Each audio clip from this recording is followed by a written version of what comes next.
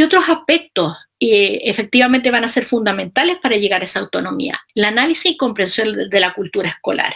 Esta cultura que es como un gran entramado de relaciones, rituales, símbolos, tradiciones, valores que tiene, como lo dice el mismo Cortagen, que es como una capa de cebolla y que generalmente uno ve lo de afuera, pero hay cosas que van mucho más adentro y que hacen que sea difícil de pronto ir actuar, interactuar, justamente desconociendo muchas de ellas o prácticamente conociéndolas por cuando cometiste una falta. Otro elemento también muy importante para el ámbito de la reflexión es definir tu propia identidad, porque en la formación inicial docente esa identidad viene muy bañada por un romanticismo de este profesor que queremos ser. Bueno, ahora cuando ya estamos como profesor absolutamente autónomos, tenemos que empezar a ver cuánto de romanticismo y efectivamente, a ver, yo quiero ser cercano, pero tampoco quiero que los alumnos no me escuchen. Yo quiero ser entretenido, pero también tengo que tener cuidado que efectivamente mis propuestas no terminen siendo puro juego y en el fondo subestimen los aprendizajes involucrados. Y todos esos elementos tienen que ser parte de la reflexión. El empoderamiento y validación profesional. Y todo esto, cómo yo voy mejorando, me doy dando cuenta de mis propias competencias, de mis propias fortalezas y también voy comprendiendo y asumiendo mis desafíos, pero no de manera flagelante, sino como desafíos, como algo que puedo mejorar, es decir, como esa montaña que yo quiero subir y que voy a estar tan feliz de subirla, eso, como una invitación. Vámonos a lo que significa los grandes aportes como para ir cerrando esto. El saber profesional desde la perspectiva de Correa y Gervais evoluciona en cuanto actuamos y reflexionamos en función de las particularidades del contexto, ya lo dijimos, adecuando los saberes teóricos.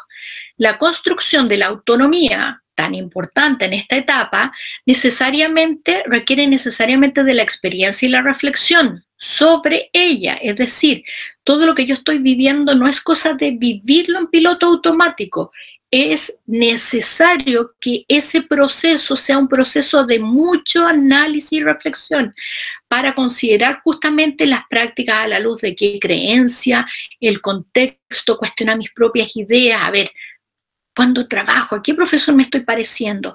¿Qué me está pasando? ¿Por qué me resultan esto o lo otro? Y así avanzar hacia un mayor grado de autoconciencia de nuestros propios desempeños. No para castigarnos, sino para poder proyectar en qué queremos avanzar y cuáles son nuestras grandes fortalezas. Verbalizar, desde la perspectiva de Pérez, la reflexión sobre la acción y describir la acción misma son operaciones fundamentales, descrito por John, para avanzar en una formación reflexiva que debe ser propia de cualquier profesional de la educación. Vámonos ahora más al terreno chico. ¿Cómo podemos activar la reflexión? Hemos dicho de varios elementos que son importantes. Creo que ya quedó establecido que la reflexión tiene que ser un invitado permanente. Yo diría que más que un invitado tiene que ser siempre nuestro copiloto. Pero ahora, ¿cómo lo podemos hacer? Primero, a través de preguntas orientadoras. Siempre lo he señalado en varios de los artículos que he desarrollado que el mentor, más que responder, tiene que preguntar, porque en las preguntas está lo que el otro necesita irse escuchando. ¿Por qué hago algo? ¿Qué me llevó a tomar tal decisión? ¿Qué elementos destaco? ¿Qué me habría gustado? ¿Cómo me siento? Todas esas preguntas que me gatillan, que son preguntas más bien abiertas, no es de un sí o un no, son preguntas abiertas que en el fondo me hagan tener que detenerme y pensar qué hubo detrás de cada decisión, de cada acción, de cada sensación que yo tuve. Esos elementos hacen que efectivamente no se pase de largo lo que implicó esa actuación y que yo pueda aprender de ella. Otro elemento importante es la autobiografía, cuando yo voy escribiendo sobre mi propia historia.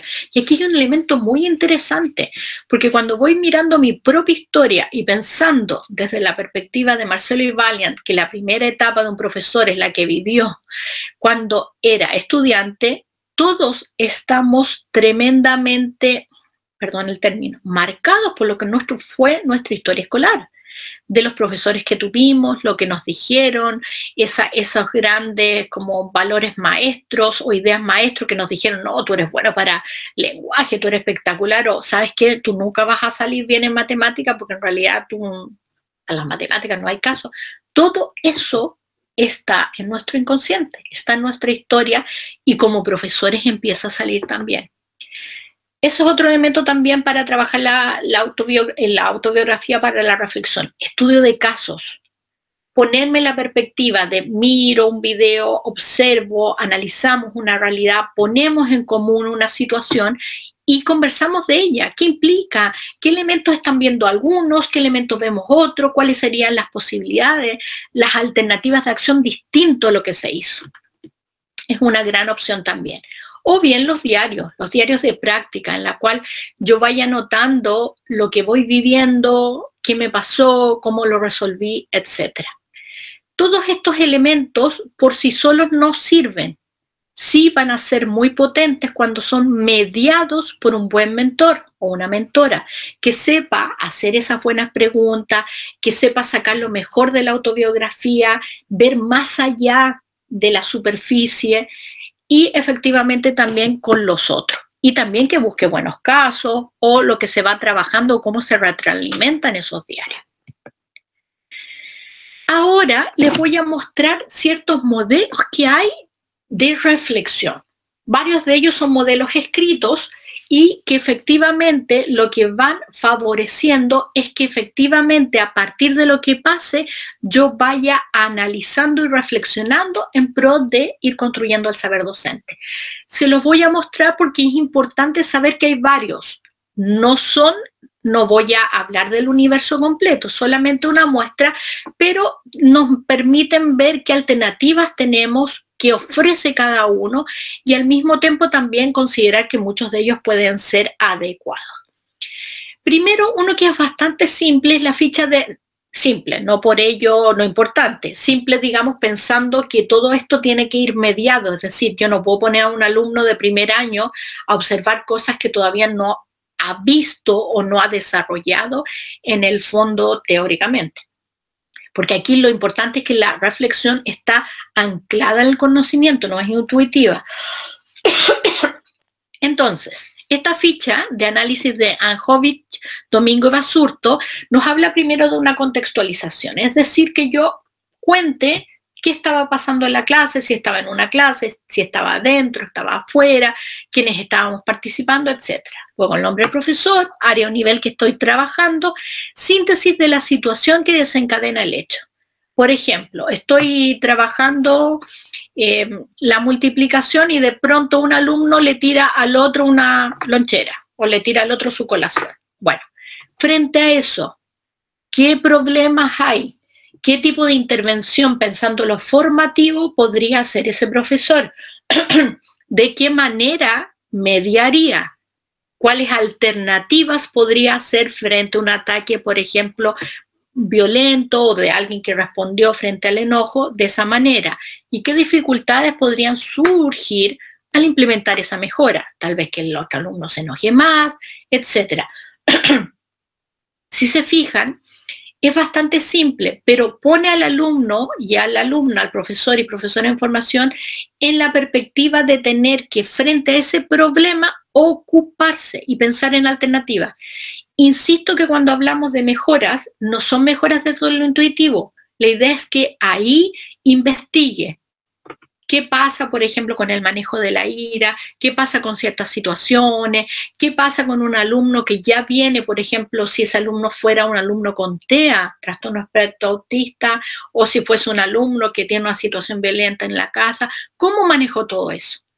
Esto te permite ir trabajando muchísimas situaciones y partiendo de una manera bastante simple. Otro de los métodos es el ARE, este es de Toulmin del 58, y también en cuanto a su estructura es bastante simple, pero no por ello menos importante. Este método se compone de 3 elementos o fases, y la sigla tiene que ver con justamente aquellos. A es el argumento, que corresponde a la afirmación que yo estoy haciendo o lo que estoy estableciendo. Por ejemplo, los docentes deben acreditar su competencia. La R tiene que ver con la respuesta, la razón o la respuesta frente al argumento anterior. En este caso sería, si los docentes son competentes, se lograrán mejores aprendizajes. Es decir, que un elemento es condicionante del otro. Y después el ejemplo, que es la E, ejemplo o evidencia, vendría a ser lo que acredita la respuesta. En este caso sería, sí, uno lo pueden ver en encuestas, investigaciones sobre el desempeño, resultados de escuelas donde efectivamente profesores que tenían grandes competencias lograron mejores resultados. Y eso puede ir variando el argumento, la respuesta y el ejemplo. Luego tenemos el análisis de incidentes críticos de Moneredo del 2010. Aquí también, dado que los incidentes críticos son aquellas situaciones emergentes para las cuales yo no estaba preparado y que pasan mucho al interior de un aula, la idea es justamente analizar la situación, determinar los incidentes críticos, focalizarse en uno de ellos, buscar información bibliográfica sobre sus causas y presentar propuestas alternativas personal. Sería similar, pero un poquito con más procedimientos, con más etapas, a la de ficha de Angelovich. Esto es muy bueno para el tema de práctica, porque todos los profesores y profesoras de formación viven incidentes críticos. Y la idea es que esos incidentes críticos le traigan aprendizaje sobre qué actuar, cómo actuar, etc. Luego tenemos la tabla aristotélica, esta de Kemis y Rubin, y en esta tabla podemos ir viendo que hay una cuadrícula que efectivamente me permite ir viendo el rol docente desde lo que plantea, lo que ve el docente. ¿Qué podría decir? Por ejemplo, aquí el docente, ¿qué establece sobre el rol? Cómo yo lo veo, qué siento que se está haciendo, cómo se desempeña. Después el docente habla respecto al rol del estudiante, después al tema del currículum y la temática y al contexto.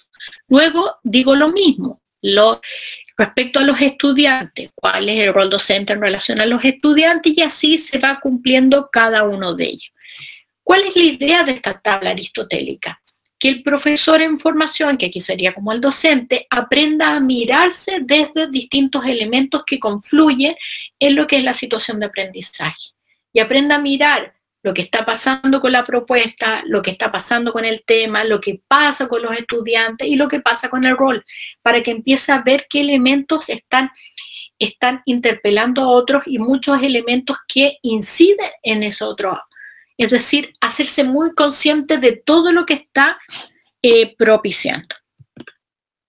Luego tenemos, ya estamos avanzando en modelos un poquito más complejos, el modelo 4D, de 4 dimensiones de Domingo.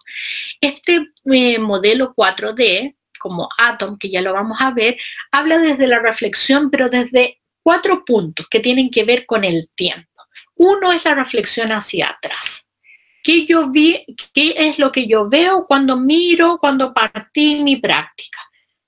Luego la otra introspectiva hacia adentro, ¿qué me fue pasando en mi interior, en mi ser respecto a cada una de las acciones de la práctica, cómo la viví, los desafíos, lo que me pasó? Otra es desde afuera.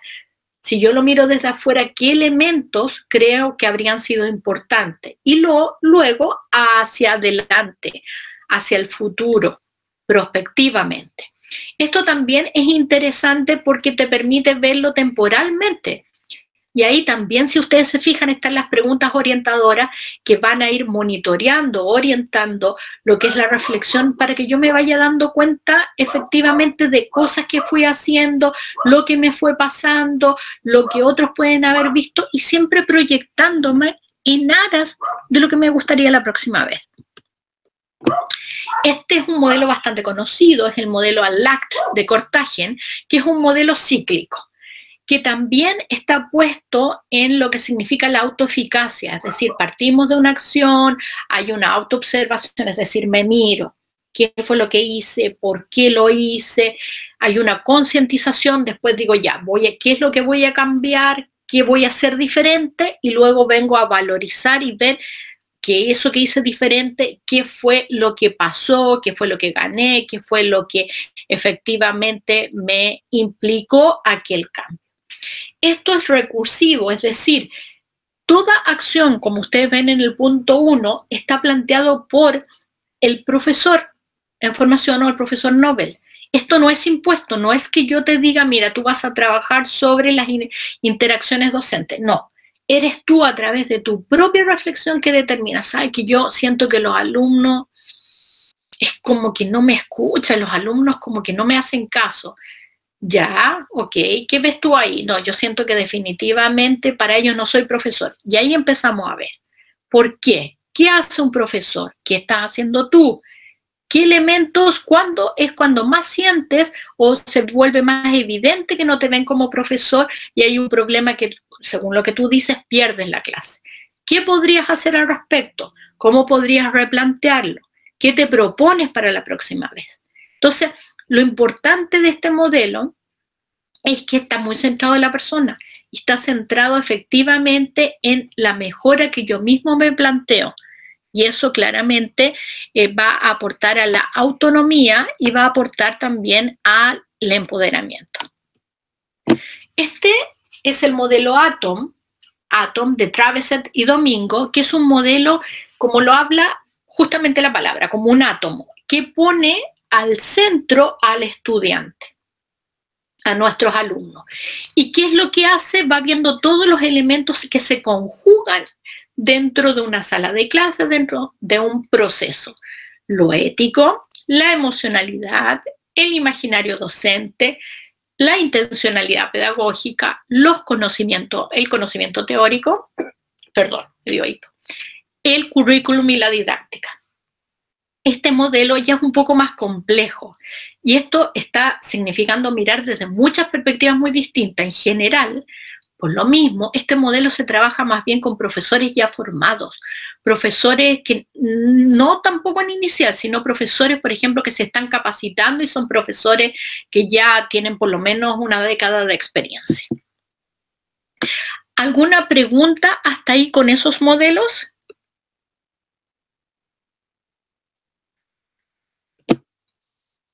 ¿Alguna inquietud o por último la dejamos para después? Sí, profe, yo creo que para el final. Perfecto. Les voy a presentar ahora otro modelo. Este es el modelo SIC. Lo fundamental de este modelo es que se reducen los pasos, por lo cual es bastante más fácil de aplicar y la idea es que te lleve de la reflexión a la acción, es decir, que te ocupes. ¿Cómo se plantea este modelo? Este es un modelo de mi autoría que justamente sus siglas tienen relación con lo que plantea. Sentido, intervención y cierre. De allí que se llame SIC.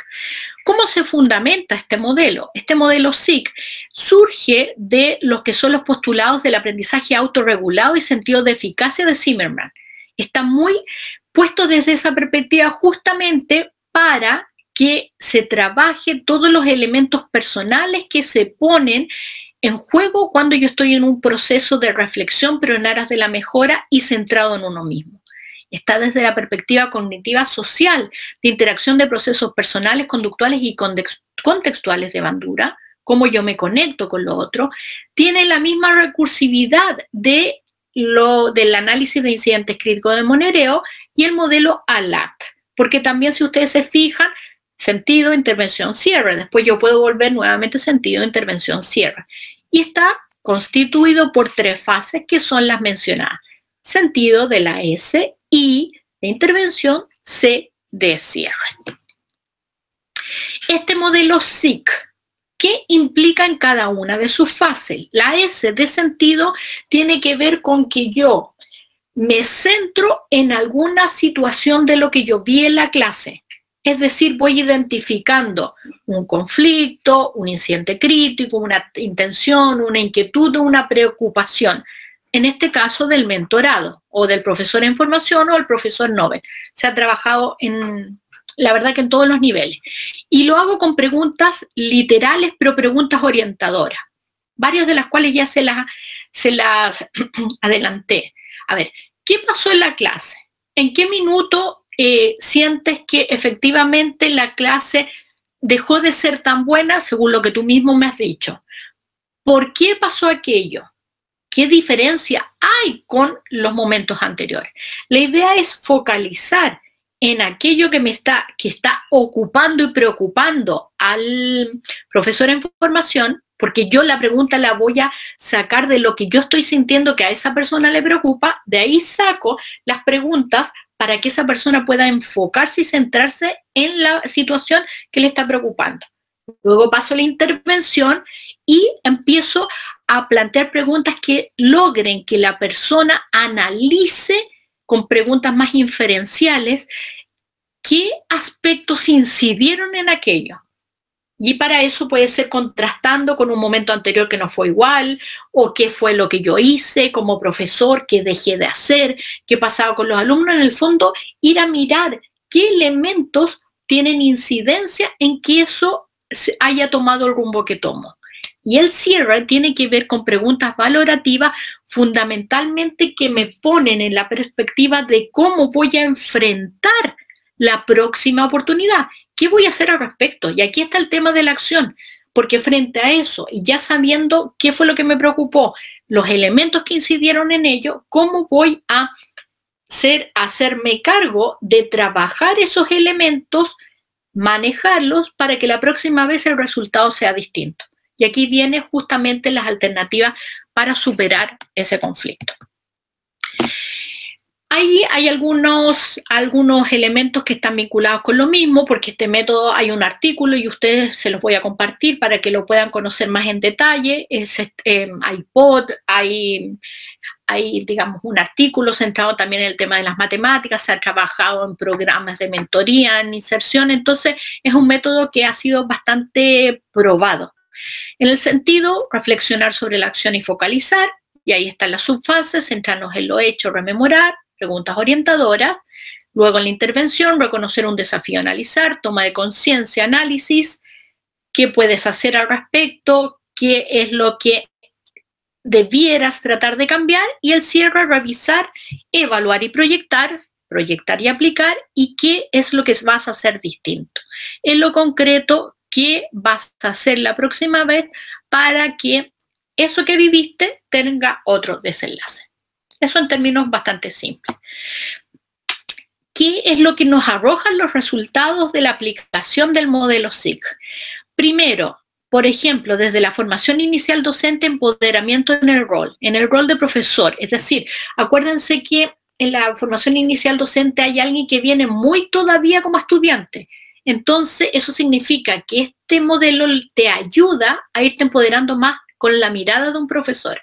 La transición identitaria, manejo de grupo, propuestas de aprendizaje y la atención de los alumnos. Eso es lo que en el fondo fue lo que mostró la aplicación de este modelo fundamentalmente a partir de los resultados que los mismos profesores en formación establecieron. En los primeros años de ejercicio profesional, ¿qué es lo que se establece como grandes aportes? El empoderamiento profesional, que es distinto en el empoderamiento del rol. Aquí es profesional.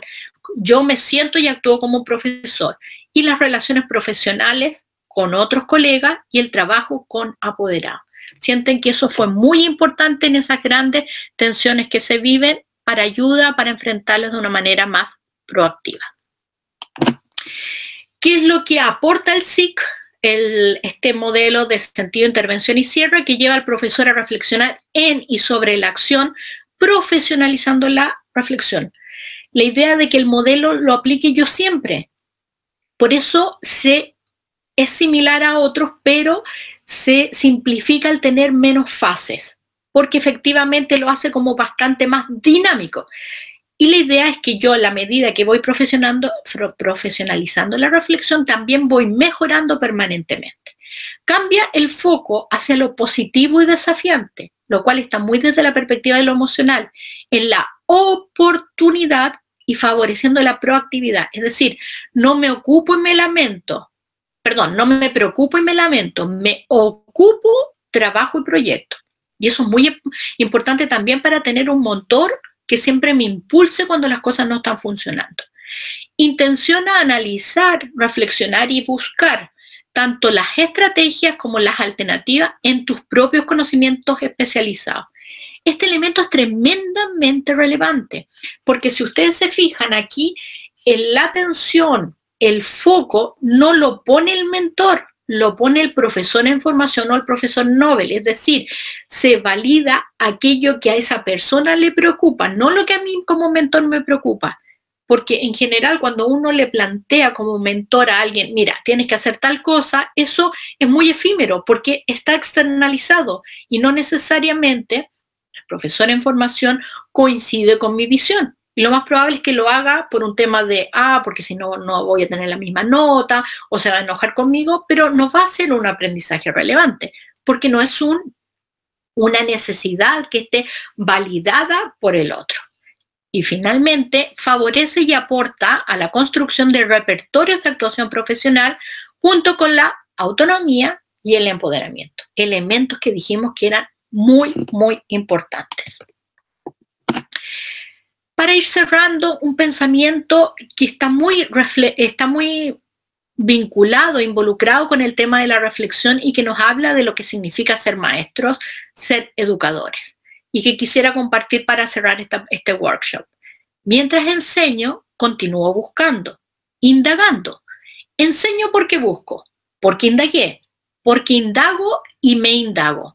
Investigo para comprobar, comprobando intervengo, interviniendo, educo y me educo. Investigo para conocer lo que aún no conozco y comunicar o anunciar la novedad. Es decir, un profesor que está en constante búsqueda, en constante reflexión y en constante aprendizaje y mejora. Son palabras de Paulo Freire. Muchas gracias.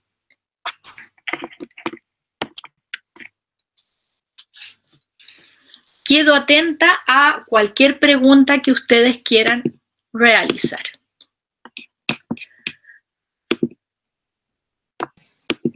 Profe. Sí. Profe Valentina, en uno de los modelos de reflexión, espérame, yo me ubico, creo que en el de ALAC, ¿Ya? El de Cortázar, yo lo veo muy similar al ciclo de investigación-acción. Sí. ¿O fue sí, mi percepción? No, pero lo veía como muy, muy orientado. ¿Hay alguna diferencia o es porque este está situado más en lo reflexivo y en el otro en la intervención o cómo lo podríamos entender ahí? Ya, lo que pasa es que efectivamente el modelo SIC de sentido, intervención y cierre tiene la misma recursividad que tiene el modelo ALACT, tiene los mismos elementos. ¿Cuál es la diferencia? Que el modelo ALACT tiene más subfases, más etapas. El modelo SIC las va acortando, entonces lo hace como más dinámico si tú quieres. Pero fundamentalmente sí, tiene mucha relevancia justamente por el tema de la recursividad y efectivamente sí que está pensando de valorizar y propiciar el sentido de autoeficacia. Si ustedes se fijan, está muy puesto en todos ellos y también en el de Monereo el hecho de que yo propongo. Y cuando propongo, efectivamente me estoy haciendo parte de la solución y no del problema. Y eso es muy importante.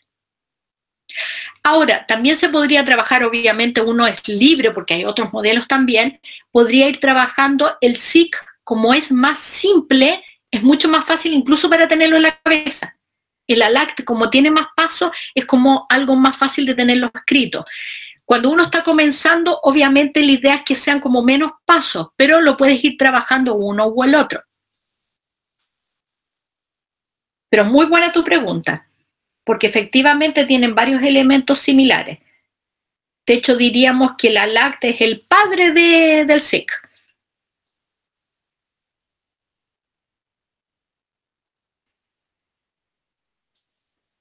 ¿Alguna inquietud, algo que quisieran compartir, algo que no escucharon y que sintieron que debió haberse tocado? Si sienten que esto les ayuda o que debió haberse considerado además. Estoy abierta a los comentarios y la participación de cada uno y cada una.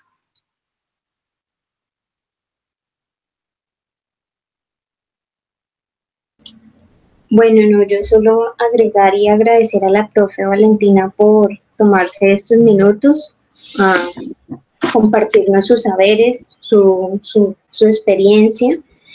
Y pues yo solamente quiero mencionar que en este momento yo estoy realizando mi inserción profesional, pero la estoy realizando de una forma diferente. En este momento estoy vinculada a la Universidad Colombiana y al Centro de Investigación como joven investigadora.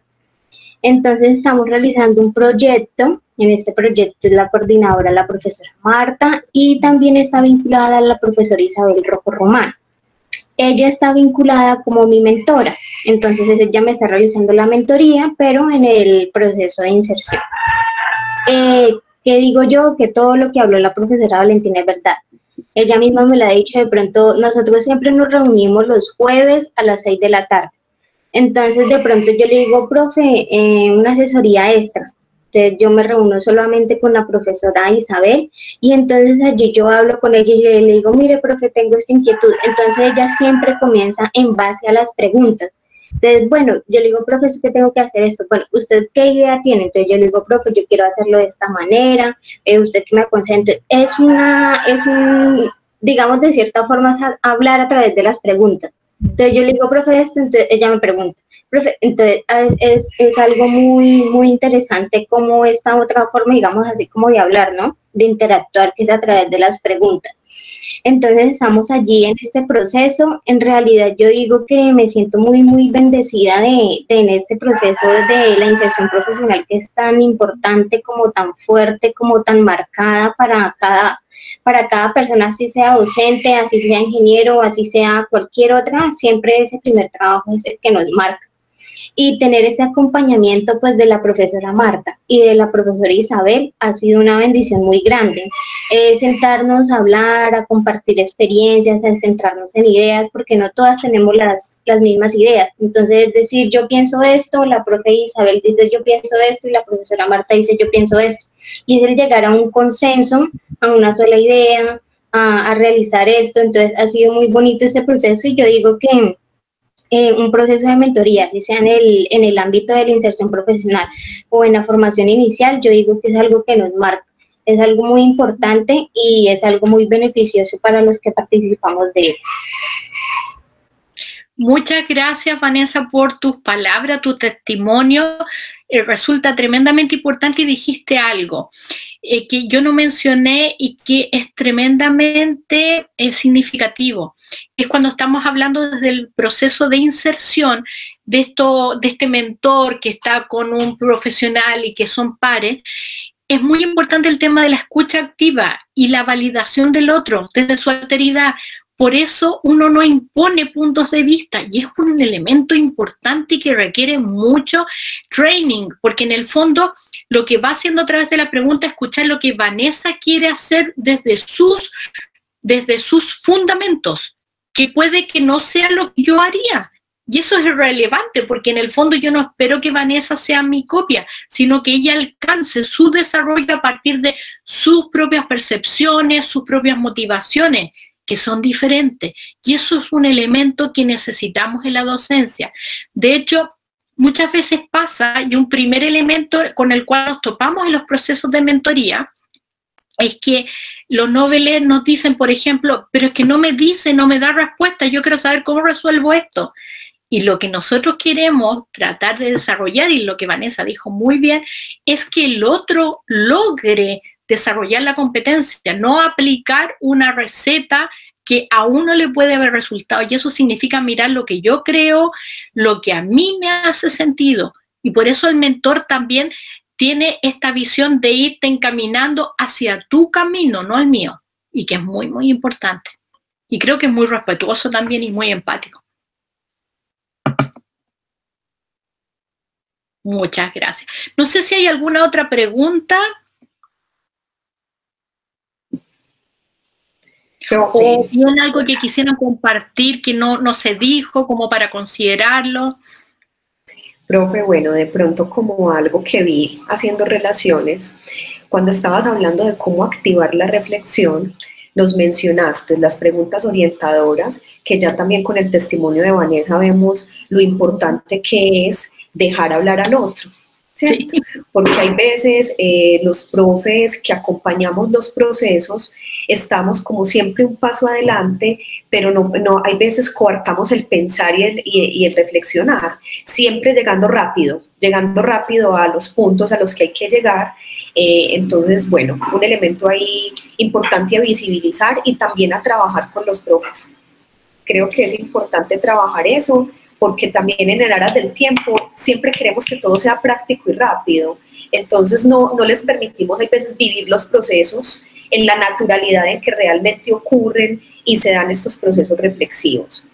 Mencionaste la autobiografía y los diarios y los estudios de caso de aula. Yo estaba conectando pues justamente con una de las líneas que trabajo, con el asunto de las narrativas, y me pareció muy particular encontrar la conexión acá, porque yo la he venido trabajando, las narrativas en educación, como ese camino de externalizar el pensamiento, pero ya aquí encontré un encuadre teórico impresionante con el asunto de la reflexión, y cómo se puede volver algo también sistemático, sí, articulado, que está ya como pensándose incluso desde el desarrollo profesional docente, no solamente desde el autorreconocimiento, no solamente desde el asunto identitario, sino también ya como un camino de comenzar a pensarse, pero pensarse para el actuar. Entonces encontré ahí una conexión propia muy bonita, y quizás entonces ahí podríamos hablar de cómo la reflexión puede estar como impulsada y encaminada a través de técnicas discursivas, de propuestas de corte narrativo, biográfico y autobiográfico. Entonces ahí vi como el encuadre entre dos líneas de trabajo que me pareció muy interesante. Y profe, ya para finalizar, un asunto que también me gustó mucho que trajiste a colación y a visibilizar acá, el asunto de la marca identitaria que traemos de los profes de escuela. Eso es un asunto súper interesante, porque yo creo que cuando empezamos a enseñar, a pesar de los 5 años en la universidad, casi que el actuar empieza a desarrollarse pensando en cómo lo hacían los profes que yo vi en el aula de clase. Y ahí se cruzan las emociones, entonces uno empieza a tomar decisiones del profe que me parecía bueno, no haciendo lo del profe que me parecía malo, y ahí comenzamos a generar. Entonces es algo que cuestiona cómo la educación escolar deja incluso ya en la práctica todavía algunas cuestiones que motivan la toma de decisiones. Y eso lo mencionaste ahí de algunos autores, y yo lo recuerdo de Lorty, del 75, que hablaba de que arrancamos casi que por reflejo. A pesar de toda la cátedra, de todo lo que hemos visto en la universidad, chapaleamos con lo que hemos visto desde la historia escolar y nos movemos desde el recuerdo, desde lo que me parecía bueno, lo que me parecía malo, lo que a mí me gustaba que hicieran en clase. Entonces yo siento incluso que a los demás les va a gustar lo que a mí me gustaba, y ahí empieza a configurarse eso. Entonces me parece muy bonito esa propuesta de anclar la reflexión al autoconocimiento, no solamente reflexionar sobre el acto, sino reflexionar de lo que yo siento con relación a lo otro. Entonces creo que la presentación, profe, que nos has hecho es supremamente propicia, y que también ya nos permite pensar el asunto reflexivo no solamente desde la intuición, porque pues por mi parte creo que lo hemos hecho así, como reflexionar es sentémonos a conversar y esperemos a ver qué sale, pero yo hoy veo todo un panorama que permite establecer momentos, establecer puntos de encuentro, incluso herramientas que permiten sistematizar esa reflexión, y no solamente desde lo intuitivo, desde lo que el profesor considere, sino que hay todo un entramado teórico que nos lleva a analizar estas propuestas hoy y pensar entonces también con nuestros estudiantes cómo lo podemos hacer. Hoy se me ocurrió incluso, cuando yo pensaba, bueno, ¿y cuál de estos modelos me parece mejor o me parece más propicio? Y dije, ¿por qué no dejar que mis estudiantes decidan eso? ¿Por qué no los probamos? ¿Por qué no utilizamos distintos modelos en el proceso de práctica, y que los chicos también encuentren qué me dio qué de pronto me dio este otro modelo, y que ellos también tomen decisiones más adelante ya en su proceso de inserción?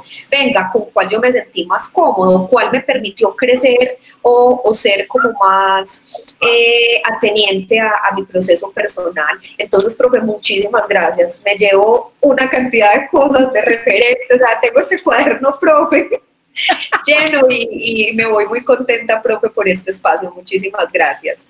No, gracias a ti y tengo la certeza que te va a ir muy bien. Respecto al tema, por ejemplo, de la reflexión escrita, hay varios otros modelos y podrías trabajar y mirar lo que ha hecho Ángels Domingo, Marcela Jarpa también, que trabajan mucho desde la reflexión escrita. Ahora, me parece muy buena idea y es muy validadora de justamente el protagonismo que tienen que tener los alumnos, que ellos puedan elegir.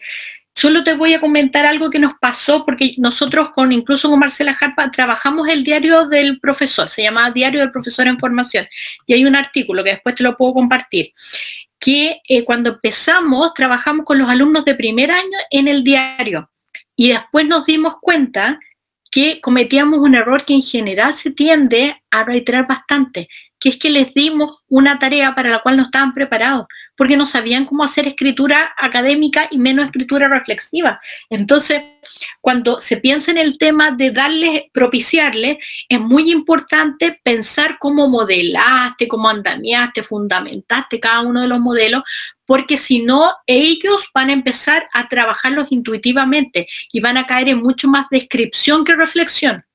Entonces, eso ha sido un elemento permanente en el aprendizaje que yo he tenido en cuanto al tema de la reflexión. Es decir, vamos a trabajar esto, ya, aprendamos, modelemos, entendamos cómo va, por qué voy en este elemento, por qué voy en lo otro. Y eso me llevó, por ejemplo, yo en este minuto trabajo con una aplicación que sería como similar a la ficha de Angilovich y con un poco de morereo hago análisis de incidentes críticos con mis alumnos a partir de videos, desde la virtualidad también, pero eso súper modelado y con menos elementos, porque en el fondo con menos elementos va haciendo que como alumnos de primer año, con lo que ellos saben, puedan dar respuesta a un aspecto. Porque también esto es, y tú lo dijiste súper bien, es progresivo y gradual. Progresivo y gradual. Y bueno, me pareció sublime lo que dijiste cuando decías que los mentores hablamos mucho. Claro, porque además nosotros tuvimos profesores que hablaban mucho. Entonces tenemos súper arraigado esto de darles la respuesta de rápidamente, porque era el profesor que vimos y que fue nuestro gran modelo, nos gustara o no nos gustara. Entonces es todo un ejercicio de introspección, yo ir cambiando mi rol. Es decir, a ver, ¿cómo me voy haciendo consciente? ¿Cuánto protagonismo le estoy dando a mis alumnos?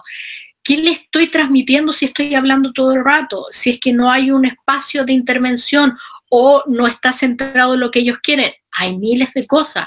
Y por eso también la reflexión tiene que ser un proceso permanente, independientemente de los años que uno pueda tener de servicio.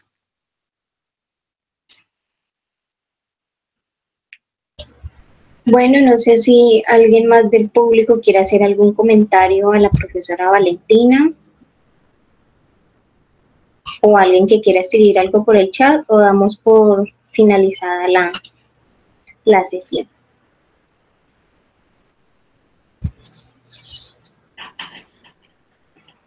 Listo, entonces solamente de nuevo agradecer a la profesora Valentina por dejarnos todas estas inquietudes, todos estos nuevos aprendizajes. Todos los días se aprende algo nuevo y yo creo que hoy hemos aprendido bastante en esta sesión. Sería muy rico, muy enriquecedor y muy bonito de pronto seguir en contacto, seguirnos charlando, escribiendo, hablando. Y pues nada, de nuevo agradecer y seguimos viéndonos. Cualquier necesidad, inquietud, que quieran conversar algo, me contactan, ningún problema, siempre contesto mis mails y para mí realmente muy, muy agradecida de ello y cuenten con eso. Listo, muchas gracias a todos los que asistieron. Gracias. Bueno, muchísimas gracias y feliz tarde para todos. Feliz día todavía por acá. Feliz bueno, día. hasta luego, profe.